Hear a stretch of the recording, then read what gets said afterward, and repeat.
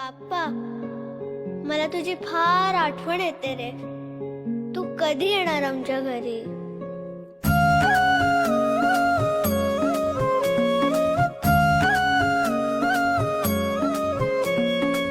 देवा तुझ्याच साठी उघडून दार, वाट पाहून झाली पार. चिंता हरून देवा थकला असणार, दे माझ्या खांद्यावर भार.